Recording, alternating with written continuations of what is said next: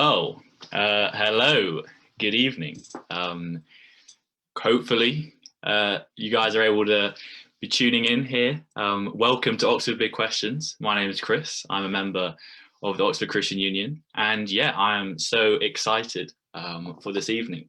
If you have just come across this on your Facebook feed and you're wondering what on earth this is, well, this is Oxford Big Questions. At Oxford Big Questions, we love asking the big questions in life and seeing whether the Bible and the Christian message can provide compelling and reliable answers. Tonight, we're looking at an absolutely amazing question. Who will we be? The future of humanity in a world of AI. It's a massive topic. And yeah, we're not going to be covering every facet of the AI question, but really excited for this evening. I'm delighted to be joined by Zoe, who will be helping to interview. Zoe, if you're able to, yeah, cool. Zoe, do you want to introduce yourself? Yeah. Hi everyone. I'm Zoe. I'm a second year biochemist from Trinity College. And I'll be watching for all the questions that we can ask Peter. Great. Thanks so much, Zoe. And we're now, you're probably wondering, where is our special guest? Well, Peter, I would love to introduce you. Hello, Peter. How are you doing? Very well, thank you. Yes. I suppose I should say I'm a 50th year computer scientist, which is kind of embarrassing because I arrived at my college in Cambridge in 1971 and I've been there ever since, which is unimaginative but extremely enjoyable. Oh wow, 50, like that's you're breaking records, Peter. We're so happy to have you along. Thank you so much for joining us. For those of you who maybe don't know who Peter is, I would just like to give a short introduction of who he is and what he's done. Professor Peter Robinson is a Professor of Computer Technology at Cambridge. We'll forgive you that, Peter. Like I know. My daughter studied at Oxford, if it's any consolation. Okay, that is consolation. Yeah, Professor of Computer Technology at the University of Cambridge, where he's a member of the Rainbow Research Group, working on computer graphics and interaction. Recently, Peter's research has focused on creating emotionally intelligent computers, and this has meant that he and the team that he's working with have been forced to consider what it really means to be human in an age of increasingly human-like machines. So great to have you, Peter. So great Pleasure to be here. Thank you. In this field. And before we get into the interview, I'd just like to say one thing to our audience. We will be taking questions throughout this interview. We really want this to be a dialogue. Peter would love to engage with your guys' questions. There is a Slido link in the description. Please do click that, submit your questions, and as we go throughout the interview, Zoe will be jumping in, pitching those questions to Peter. So that's sort of the way it's going to work. We'll go for about 45 minutes, and everything will be wrapped up by 8:30 at the latest. So cool. Great. So Peter, to start us off, maybe could we take a look at your own research? You are a computer science researcher, and as I said at the beginning, some of your research has focused on this area of effective computing. At least that's what the Wikipedia page terms it. What is effective computing? What is your research really been in? Okay, so I'm interested in interactions between people and machines. And one of the ways we can learn about how to make that better is to look at the ways in which people interact with each other. And when we communicate with each other, we don't just hear the meaning of what people are saying, but we look at their faces and we see their expressions. So when I'm lecturing, I can see whether the class is interested or bored, or concentrating or confused. And if they're lucky, I change what I'm doing accordingly. And I listen to their voices, listen to the the tone of the voice, how they're saying things rather than just what they're saying. So pitch, energy, tempo, these tell me things about what they're thinking. Psychologists call it mind reading. It means I'm trying to look at the other person's face, hear the tone of their voice, look at their body posture and gesture, and I understand what they're feeling. And if you're lucky, I then modify what I'm doing accordingly. And people who can't do this are at a social disadvantage. They're people with autism spectrum conditions. And in that sense, computers are autistic. They ignore all of those signals. So we thought, well, maybe interesting to see if we could make computers that did have some sort of emotional awareness, social signal processing, you might say. And yeah, it's occupied me for the last 20 years. It's rather fun, actually.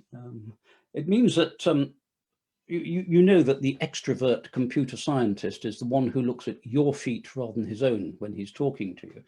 It does mean that my research group, it also tends to be men, my research group is actually well over half women, and we have social skills because we actually study these things and are quite interested in watching people and seeing how they interact. And what we're trying to do is to give computers some of those, some degree of that awareness. So I'll give you an example. If you're driving a car nowadays, cars are increasingly complicated to drive. The roads are busier. And if you're driving through an unfamiliar city centre, lots of traffic, you're late for a meeting, you're not quite sure where you are, the last thing you want is the car to tell you, oh, you need to change the oil in 1,000 miles. That's just going to be a hazard, or even tell you to make a U-turn, which could be really dangerous. What you want it to do is to see that you're concentrating and confused and remove distractions. So stop your mobile phone from ringing. Maybe turn the car radio off so you can concentrate. Maybe even let you drive in the wrong direction for a bit until you recover your composure and then bring you back to where you're meant to be going. So trying to give the computer systems, cars, whatever, that awareness, we think would be interesting. It's extremely difficult, which makes it fun. That's why we like doing research.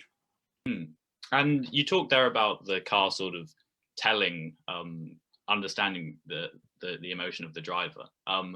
Does this research sort of also include like the computer displaying its own emotion? Well, we have experimented with that.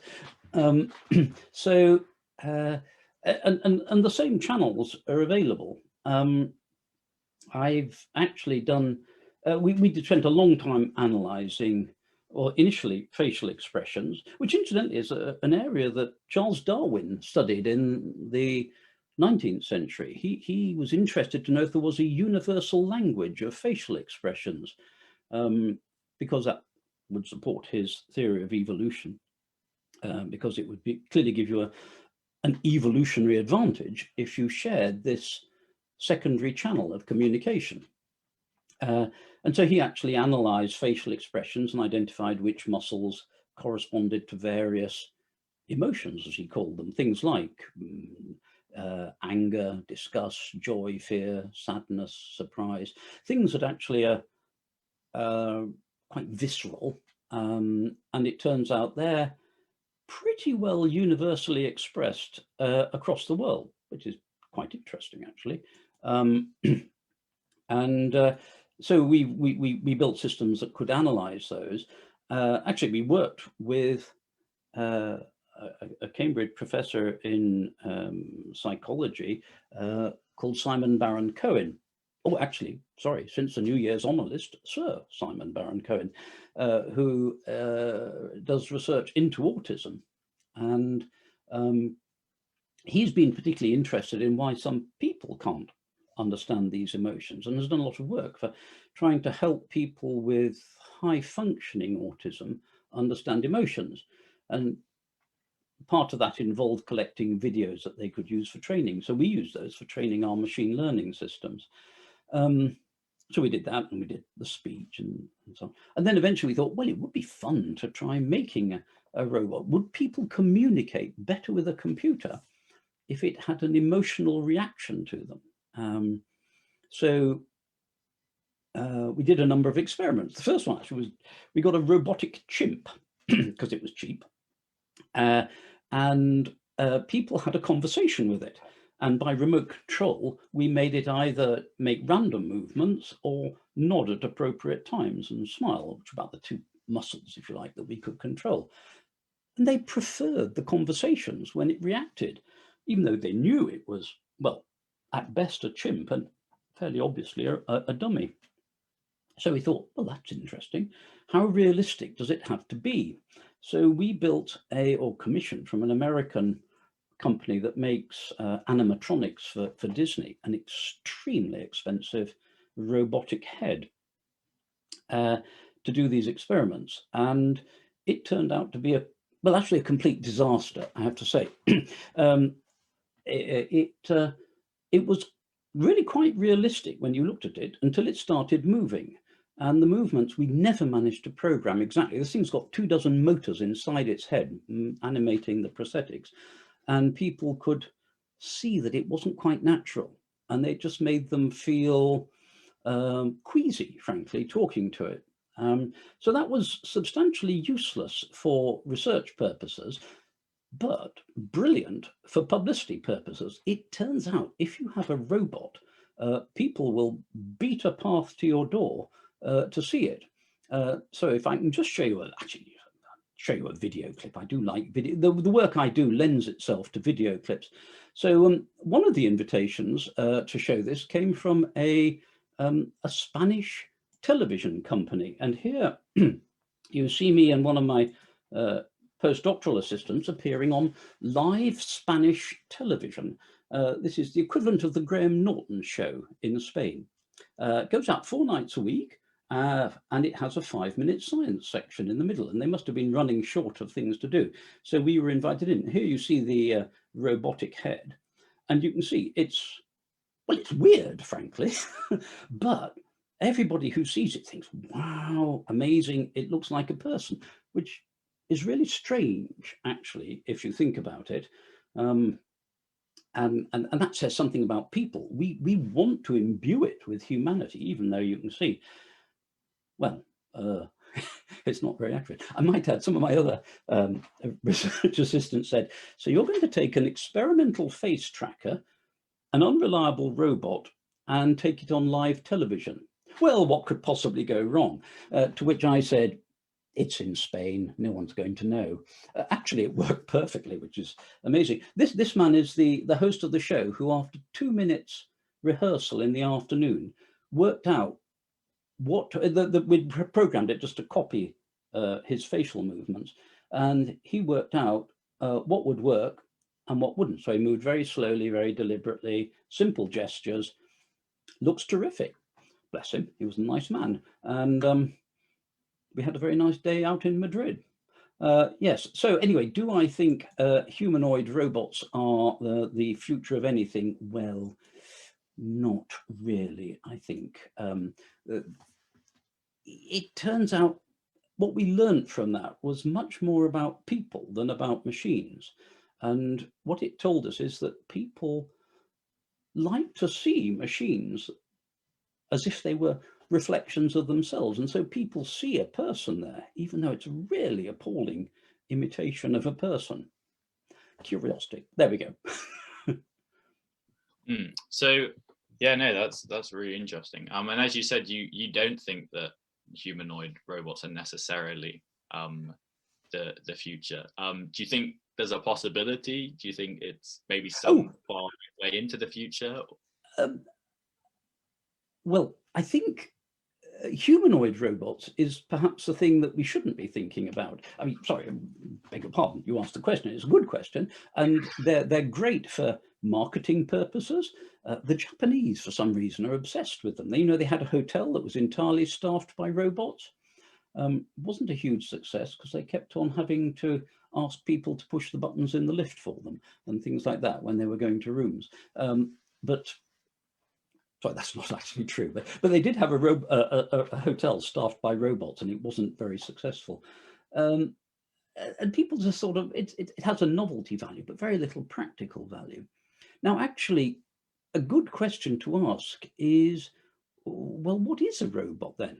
And actually, there's a man called Vint Cerf who arguably is the man who invented the internet, so an American computer scientist, and he characterizes a robot as any program that ingests input and produces outputs with perceptible effect.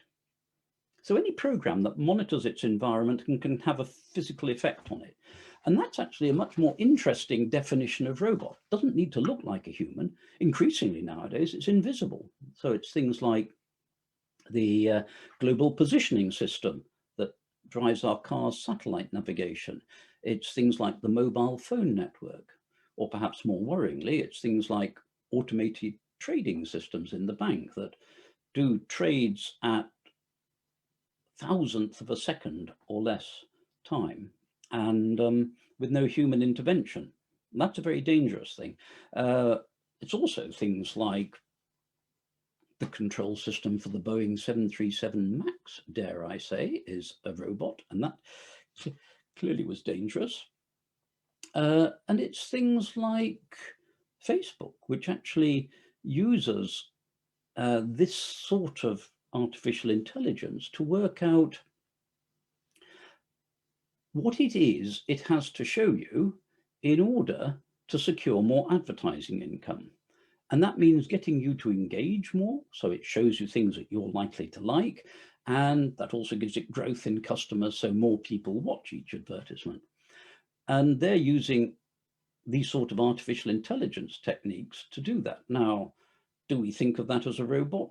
Probably not, but it's the robot that worries me most. Yeah, and I mean, Zoe, you want to come in with some questions, yeah, from the audience? Sorry, yeah, just a question sort of relating to that. Would you say then that we're getting too reliant on artificial intelligence? That's a really big question. Too reliant? No, perhaps a little uncritical, yes. So artificial intelligence is a wonderful thing. It allows us to do some things that are terrifically good. So what does it allow us to do? It allows us to do automatic language translation. I'm an old man, I have hearing aids.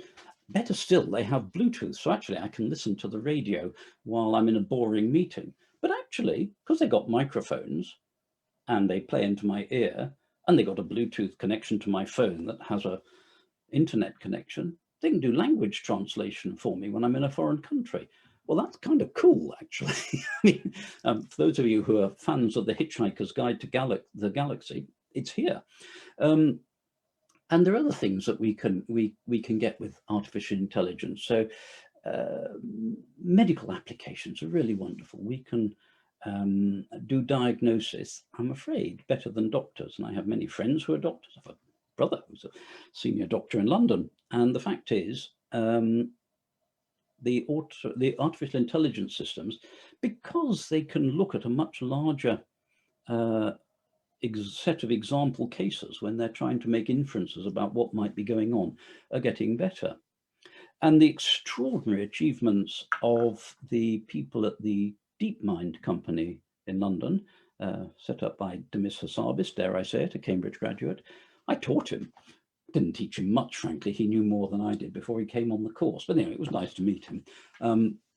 And his work there has solved, well, actually, so you probably understand what this is. The latest work they've done is one of the big problems in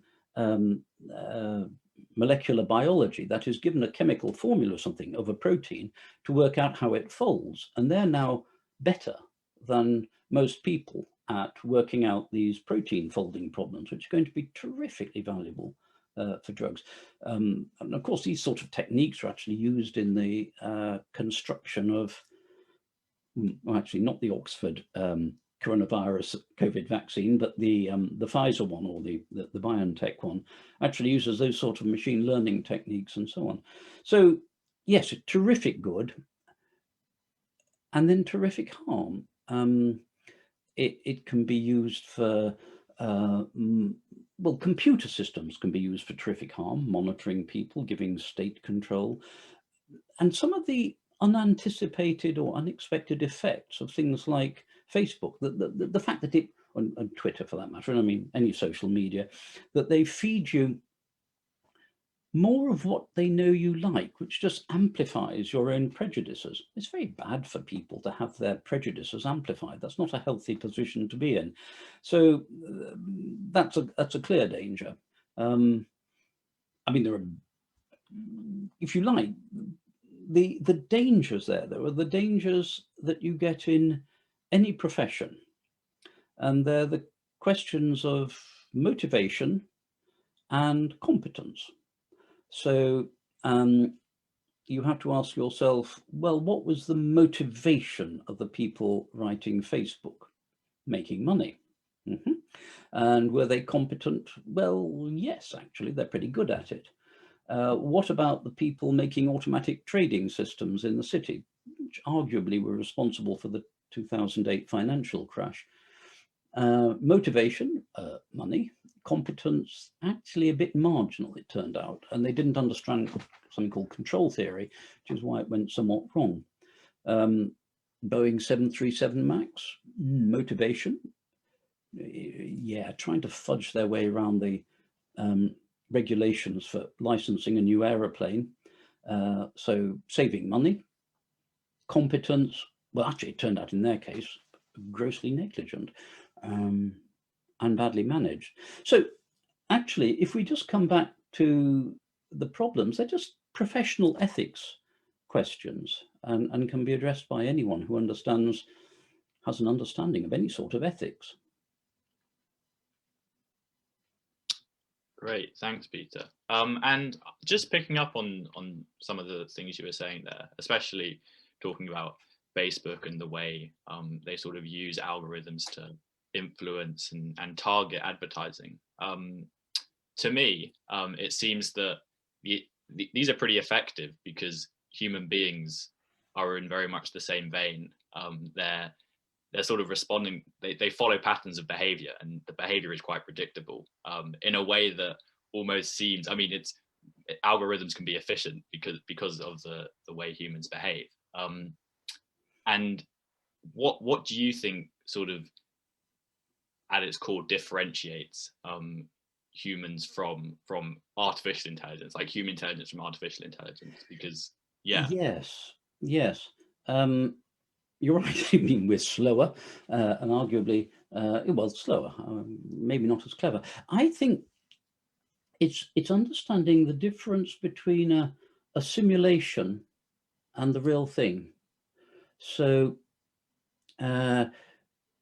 all of the robots, my robot is a rather crude simulation. And most of what Facebook does, trying to engage you, it's a simulation of interest in what you do. And actually, it's a big problem in the sort of computing I do with emotions, because we are making machines that can understand emotions and possibly express them, so-so at the moment. Of course, it doesn't have any emotions, it's just simulating emotions, whereas people actually have emotions. And actually, for me, there's an explanation for this, which actually takes us back to the Bible and the account of the creation in Genesis, which of course isn't a scientific textbook. It's an account of the nature of God. And what we see is God creating man in his own image. And what does that mean? Well, if you look at what's happened in Genesis before that, God is creative and he rules over things. So he makes man in that image to rule and to have relationships with him and relationships with each other. And it's those relationships that machines don't have. Whenever they do it, it'll be a simulation. And we know that in our heart of hearts. And there's a wonderful example. My granddaughter is 3, or she was 3, when her baby brother was born. And she had a doll. She liked her doll. Her mother was horrified because she wanted her to be a scientist and not look after dolls, but we won't go there. Anyway, she had a doll and she loved feeding her doll and changing its nappy and dressing it and putting it to bed and so on. But she'd quite cheerfully toss it into the corner when she was bored with it. But when her baby brother was born, she knew that she wasn't meant to toss him into the corner when she was bored with him. That wasn't a good idea. She could tell the difference between the simulation, the doll, and the real thing, the baby brother. And we all do, really. So it's very important that we should learn to distinguish the two. And it comes with relationships. She has a genuine relationship with her brother. And she doesn't have that sort of relationship with her doll. So human beings are relational, and that's sort of what you would say is one of the core differences between a human intelligence and artificial intelligence. Yes. And you've mentioned the Bible there. You mentioned, as you said, that's not a scientific textbook. I reckon there's probably quite a few people tuning in who are maybe slightly surprised to hear a scientist mentioning the Bible like that. What do you actually believe about the Bible? Why is the Bible sort of relevant to understanding what it means to be human? Well, I should say there are a lot of great scientists who are Christians. One of my personal heroes was Michael Faraday, and he was a Christian, was a lay preacher in his local church, and when he was invited by the government to put his chemical knowledge in their service to make chemical weapons, he refused because it would be contrary to his ethics. Physicists, there are many Christian physicists, and in particular, we talk about the Big Bang and creation. Actually, I'm at the same college that Stephen Hawking was at, so I've knew Stephen for 40 years when he died.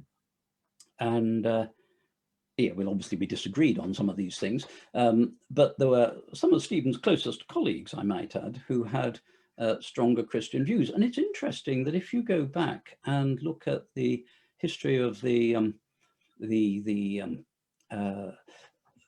Big Bang, the idea actually originated with a Belgian Catholic priest called Georges Lemaitre, who actually mathematically worked out that there must have been an initial beginning, which he called the primeval atom, or the beginning of the world. Actually, the name the Big Bang was coined by, dare I say it, someone called Fred Hoyle, Cambridge scientist, in a slightly derogatory way, because he wanted to contrast it with the steady state view of the universe that Hoyle held. Now, of course, we all believe the Big Bang. But anyway, so there are plenty of great scientists who are Christians. For myself, I arrived in Cambridge, as I said, 50 years ago to read mathematics as a pretty committed atheist. And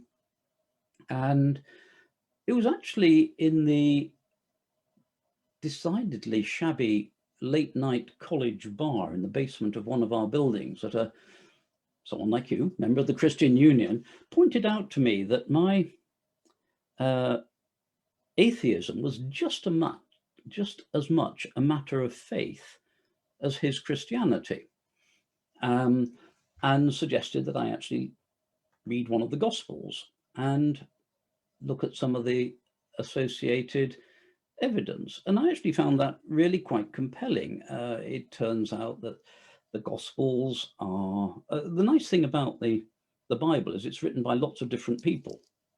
And they write in different styles, and you can read through it, and you can see, well, in the Gospels in particular, because they're eyewitness accounts, something about Jesus, and you have to ask yourself questions about him. And eventually I realized that that was actually a much more plausible view of life than my atheism. Now, as it happened, I was a bit dim, it turned out. So I thought, all right, I'm a Christian. I was confirmed in the Anglican way and went to church every Sunday to do my bit for God.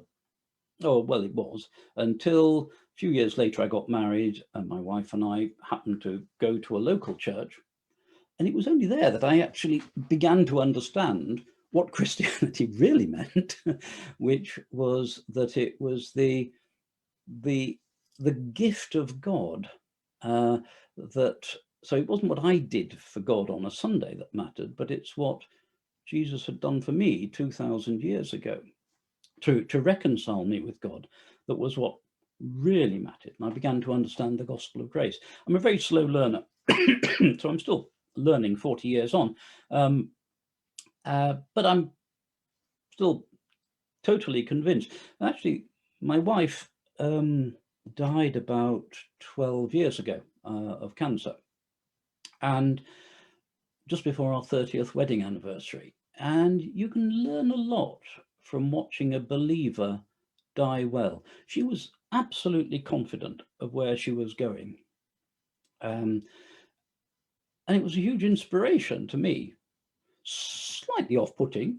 The morning, day before she died, actually, I was sleeping on the floor next to her in a bed. And she woke up, saw me there and said, "Oh, am I still here?" in a rather sad tone of voice. There was a complete confidence that she knew where she was going. So that's very encouraging. And I share that confidence.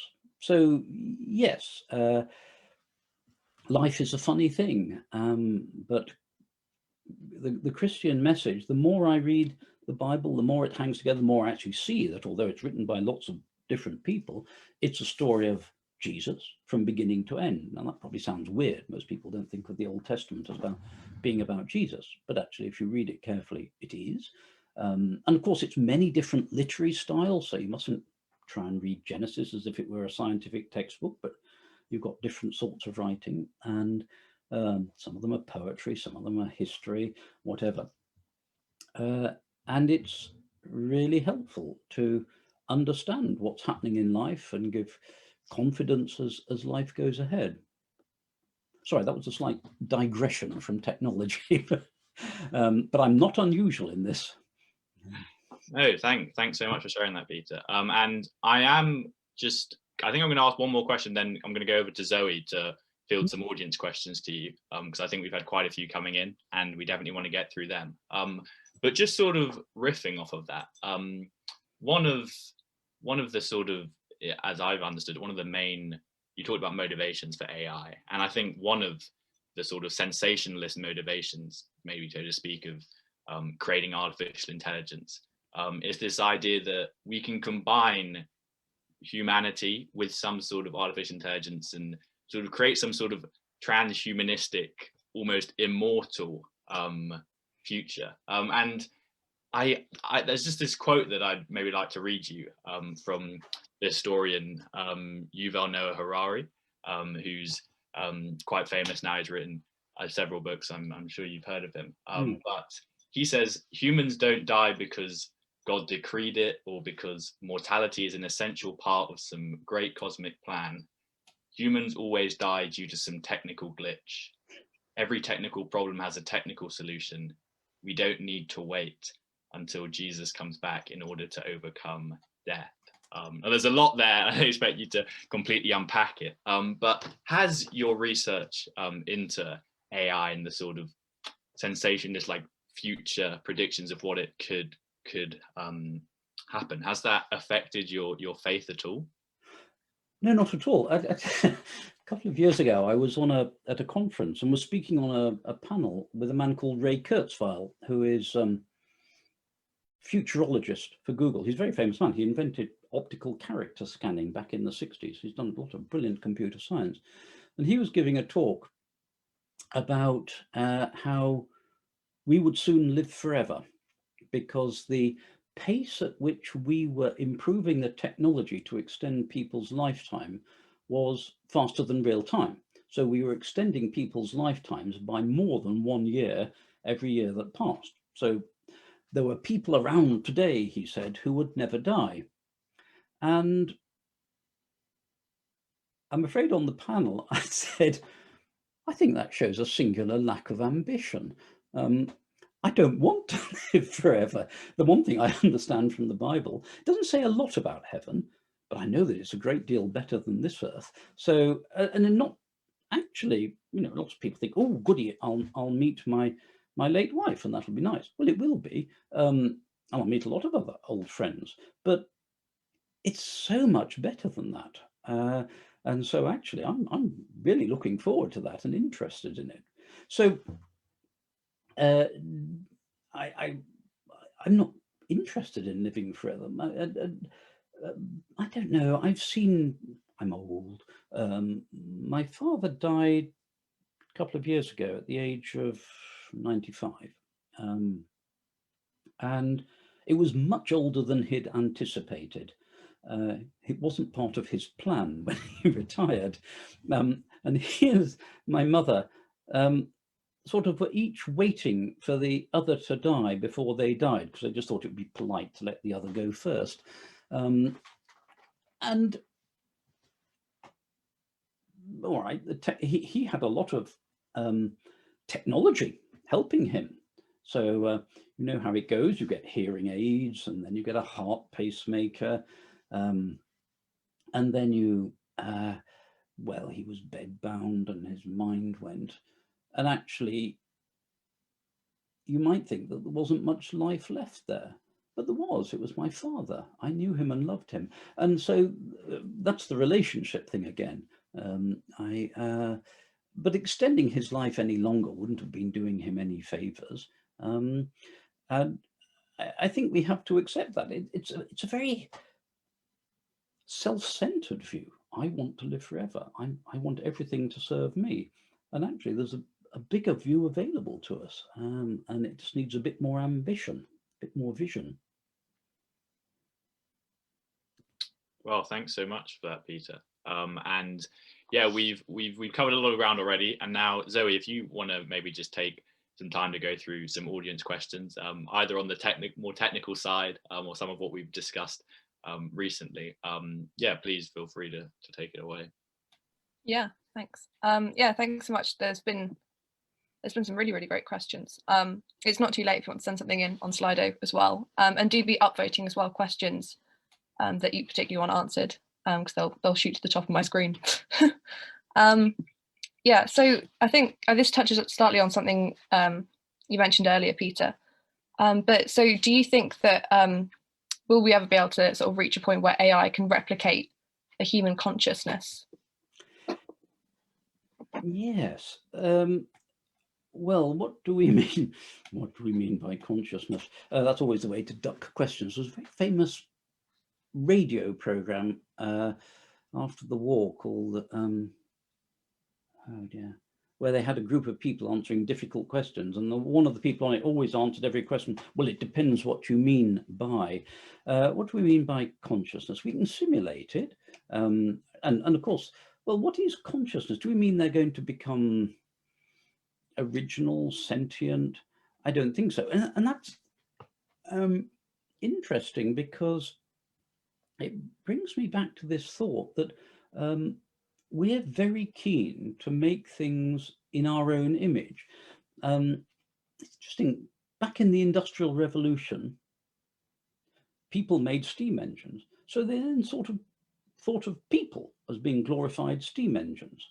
And now that we've made computers, we think of people as being glorified computers. And then by extension, well, maybe the computers will become people. And actually, that's been a running theme through science fiction for, well, forever, from the golem mythologies of ancient Jewish literature through Mary Shelley's Frankenstein, the Karel Čapek's play, Rossum's Universal Robots. He was a Czech playwright, wrote this play actually in 1921, so exactly 100 years ago. In January, it must be very nearly the centenary now. A brilliant book about, it firstly was the one that popularized the use of the word robot as a humanoid automaton. His were actually made out of bits of flesh, left over from Frankenstein, I suppose. And the robots are made to serve people, but as ever with robots, they become sentient, they turn on their owners. And actually, these robots then begin to ask a really interesting question. What is it that makes you human? And they start dissecting the humans to find out what they're missing. Then they don't find it, and the dissection doesn't end up well for the humans either. And actually, that's a common theme throughout science fiction. People make robots in their own form, in their own image. The robots become sentient, the robots turn on them. And this is happening again and then again and again. And actually what that says is much more about people. And actually, we think that anything in our image is going to be inherently malicious. And that unfortunately does say something about us as people. And I'd actually take that back to Genesis again, chapter 3 this time, and the fall, where we broke that relationship that we had with God, broke the relationship with each other. Those relationships are broken still. And that's one of the things that spoils the world today. And so I don't think robots are going to be conscious in that sense. They're going to imitate their creators, and that's why these ethical questions of motivation and competence matter so much. Yeah, thanks so much, Peter. Yeah, and just off the back of that, so I mean, you spoke a bit about how we, science fiction sort of implies that we think robots are inherently malicious, and so speaking as a Christian, do you think there are limits to what humanity can achieve with AI? As we're sinful people, can our progress ever go beyond that and be a fully positive thing? I hope so. It's interesting. Because I hope, as a professional engineer, I like to think of myself as nowadays, I have ethical standards. So motivation, competence matter to me. And I think, must have been about 15 months ago when you could still travel. I happened to be over in Boston in America, which is where MIT is. So I called in on Ros Pickard, the woman who I mentioned started this whole field of effective computing, because we've been friends for 20 years. And we actually went to her church together because she is also a Christian. And then she invited me around for lunch with her family. And we were chatting over lunch with her children. I have to say, the children of MIT professors can be quite challenging questioners as well, it turns out. And we were talking about the work that we do in effective computing and how it's been latched onto by the Chinese, particularly in the government, for surveillance of people. And in China, you now have to earn social credit, you have to perform exercises on your phone and learn the right things to say. And facial recognition would be a way of telling whether you were serious or not when you did it. And she had taken the decision that she wouldn't collaborate with anyone working with the Chinese government anymore. And I thought that was a very interesting and a very wise Christian approach to the problem. So I think, yes, there is scope for great good, and those of us who are involved, I mean, this won't stop them developing the technology eventually, but we're not going to help people do that sort of thing. We hope we can educate people out of wanting to use it first. Yeah. Thanks. Yeah, it's really interesting. We've got another question. Theoretically speaking, yeah, if we were able to get sort of self-improving general AI, would it not prove that a creator need not be as intelligent as its creation? Yes, well, there are a few contingent parts to that question. So self-improving general AI. General AI is generally, I mean, artificial intelligence itself is a funny sort of phrase. It's often used more in a marketing sense, or maybe scaremongering, or just possibly by computer scientists to describe something that we don't quite know how to do it yet.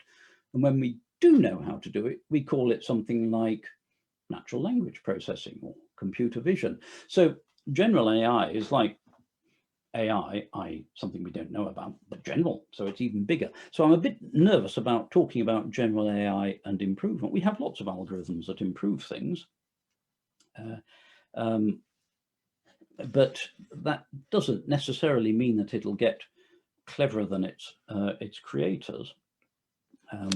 Again, this is really the stuff of fiction, and the sorts of things that the way we seem to be doing most artificial intelligence nowadays is through machine learning, which involves taking very large bodies of data, typically gathered from the real world, quite often gathered from social media, and doing a sort of statistical analysis that allows you to construct a model of what's going on there. And then you can use that model to make predictions, or if you like, simulate the behavior. And so you can carry it forward. Well, the weak point there is where you start, and people are beginning to realize this now, that actually, if you gather real world data, you're gathering data from, well, they don't phrase it quite like this, but I would say from a fallen world. And so they've got pretty dubious data to start with. And then if you just extrapolate from that, you're probably not going to come out with anything terribly good. So I don't think I'm terribly worried about that. I mean, there are technological problems that I am seriously worried about. I think I'm probably much more worried about climate change than I am about the rise of artificial intelligence. And it's sort of interesting, isn't it, that some things happen very slowly. So we've been working our way through from the Industrial Revolution, what, 200 years, and we can't quite tell that everything's changing year by year, but that we really are damaging the planet quite seriously. And some technologies we spot much more quickly. So within a week of the atomic bombs being dropped on Hiroshima and Nagasaki, there were editorials in newspapers saying, we mustn't do this ever again. This is bad. And artificial intelligence is somewhere between the two. It's sort of 70 years since we first had electronic computers of the sort that we now understand. It's about 40 years since John McCarthy coined the phrase artificial intelligence. Perhaps, 25 years since the IBM Deep Blue computer beat Garry Kasparov at chess, and perhaps 10 years since we've had artificial intelligence actually in domestic products. Think Alexa. So it's going quite quickly. Not quite as quickly as atomic weapons, so we can't see so obviously the harm that it does. So it's sort of creeping up on us, but it's not as slow as climate change, which actually is doing probably much more damage and much more likely to end up doing the damage. So yeah, maybe I worry about people relying too much on artificial intelligence, but I worry more about climate change. Yeah, it's a really good point. Oh, and interestingly, I mentioned Stephen Hawking. He is one of these people, together with people like Martin Rees, former president of the Royal Society, incredibly distinguished scientist, who are really worried about the singularity and the end of the world. And Stephen went and had a chat with Demis Hassabis, obviously before he died, and came back and was actually greatly reassured that maybe AI wasn't quite as dangerous as he'd thought it was. And actually, there are other things that are going to be more serious as a threat to humanity. Yeah, thanks. And yeah, and just as we're going into the last 5 minutes or so, we had another question. Has there ever been a moment where your faith has been challenged by your work or your research?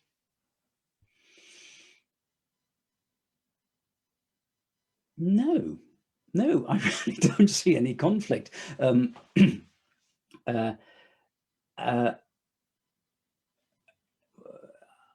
think God has given me certain talents that allow me to explore these things. And the results have never made me think, oh, I'm doing better than God now. I've certainly not said that. I've perhaps been grateful that he's given me a peculiarly enjoyable life. But I'm afraid I've never, my work has never made me doubt God. It's reassured me, and many things in my life have reassured me that knowing God's presence is there, just sort of seeing his hand on things. I mean, nothing to do with my work, but in other aspects of life. And that's very reassuring. Yeah, I think that's really great to hear. And just quickly, one final question, I think, so we've got time for. Do you think that AI can be used as a tool for us as Christians to serve others? Yes, and indeed it is being. So I mentioned language translation. Another one of my former students is a man called James Poole, who's now the director of an organization called Wycliffe Bible Translators, who have as their aim to translate the Bible into, well, every language on earth, which there turn out to be rather a lot of. And they have skilled linguists and translators, many of them working in the field in really dangerous places. So I have friends working in remote Nigeria where Boko Haram are active and don't look favorably on Christians. And yet she wants to work there amongst those people because that's where she can actually understand their culture and their literature. Well, it has to be said, machine translation would be a great tool for that. So yes, this sort of application of AI, I mean, that's just one that springs to mind because I happen to have been talking to people about it recently, but where a Christian can serve other Christians and serve the spread of the Christian message, which we think comes not from forcing people to be Christians, but by presenting them with compelling evidence in their own languages. And it's possible that machine translation would be one component in helping that happen.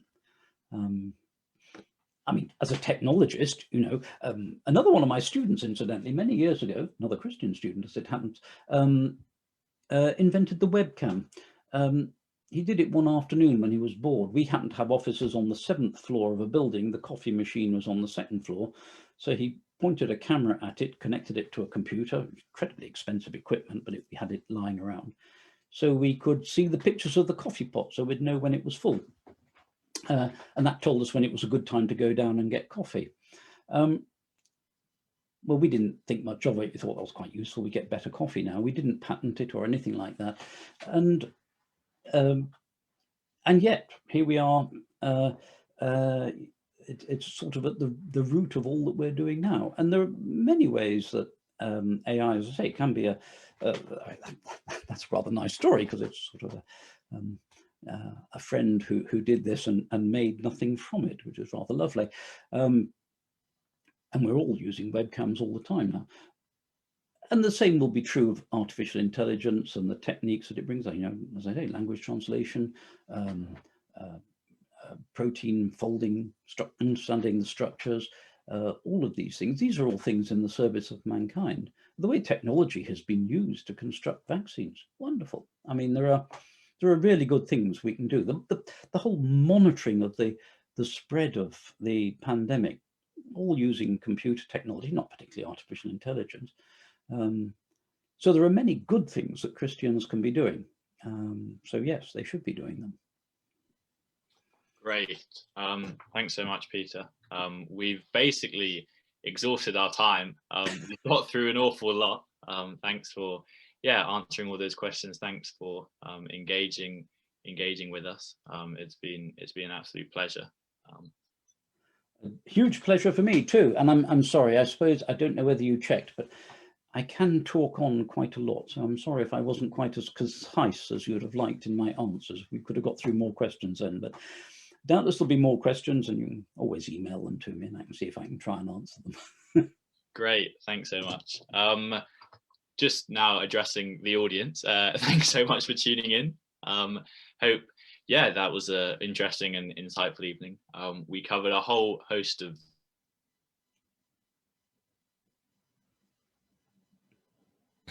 Have we lost Chris?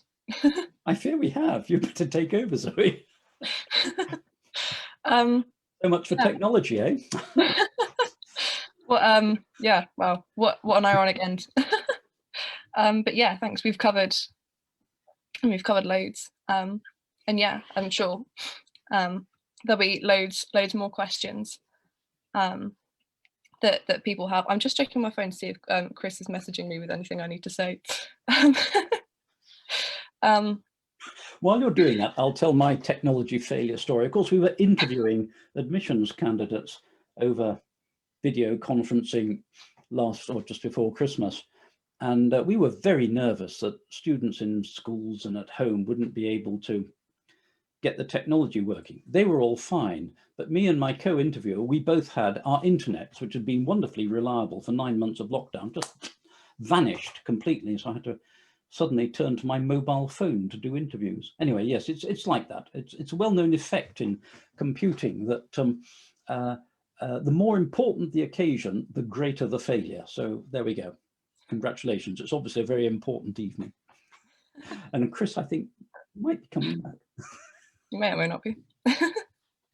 But yeah, I mean, yeah, thanks so much. Yeah, we hope all of you guys who tuned in, I hope you really enjoyed the evening. I hope it was yeah, interesting. You know, if you want to like, you know, grab a friend, chat to them about it. Maybe if you've got a Christian friend who's brought you along, ask them what they made of it, you know, how it relates to their faith. Yeah, and if for people who, you know, if you want to find out a bit more about Christianity and read a bit more directly from the Bible, there's an event called The Search, which happens at Mondays on 7:30 on Zoom. Come along to that, bring along your questions, and, you know, have a go at reading through the Bible. And yeah, thanks so much for tuning in. Thanks so much, Peter, for your really interesting insights into this exciting new area of science and technology. Thanks so much. Huge pleasure. Thank you very much. Thank you.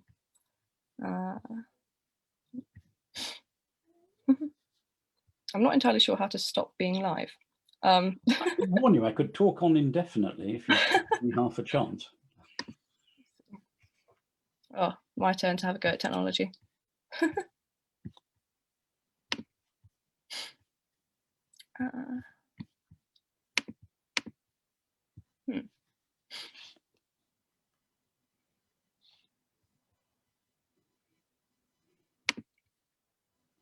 Chris, how do I stop streaming?